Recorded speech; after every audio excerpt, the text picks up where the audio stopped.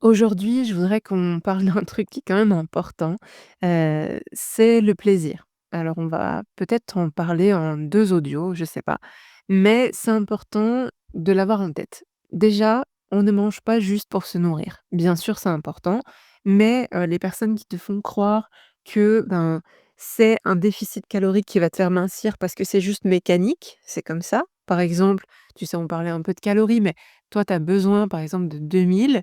Et ben, si tu manges que 1008, tu vas forcément mincir parce que ton corps va aller, chercher dans les réserves de gras pour chercher ces 200 calories qui manquent. OK, c'est bien, c'est vrai, c'est mathématique. Sauf qu'il y a plusieurs problèmes à ça.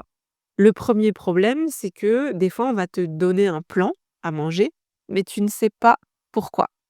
Donc si tu ne sais pas pourquoi, tu n'apprends pas à manger, donc tu n'es pas autonome. C'est pour ça que moi, par exemple, dans le suivi du Club des Bombasses, elles n'ont pas de plan alimentaire. Elles apprennent à manger pour devenir autonomes, OK? Ensuite, le problème aussi, c'est que, ben, ouais, ça marche un temps, mais le corps va toujours s'adapter. Il va s'adapter, ici, là, si tu fais un déficit, à la baisse. Bah ouais, le corps, il est quand même foutu pour marcher avec ce qu'il a.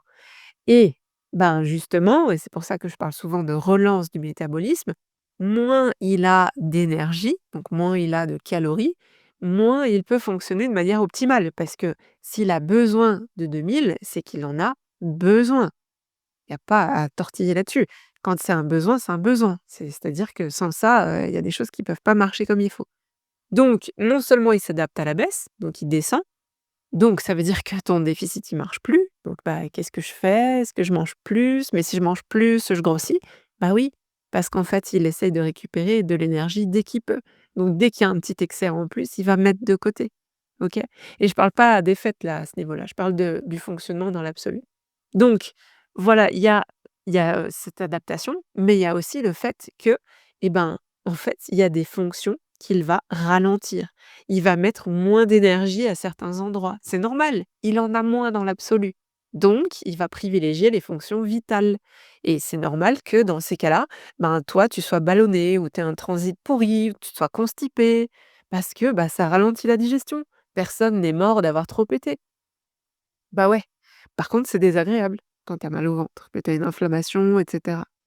Autre chose, il va par exemple dérégler ton sommeil, il va dérégler au niveau hormonal. Bah oui, personne n'est mort d'avoir mal dormi depuis des mois. Par contre, c'est pas ouf pour ta santé mentale, pour ton humeur, pour tes relations, pour ton boulot. Bah ouais, il y a plein de conséquences là-dessus. Et pourtant, si on écoute certains coachs, il suffit juste de moins manger. Mais non, ça marche pas comme ça, OK? Et du coup, bah, on va faire un deuxième audio, hein. Il manque aussi quelque chose de fondamental quand on pense que le corps n'est qu'une machine, c'est le plaisir. Et du coup, bah, je t'ai fait un gros teasing pour demain.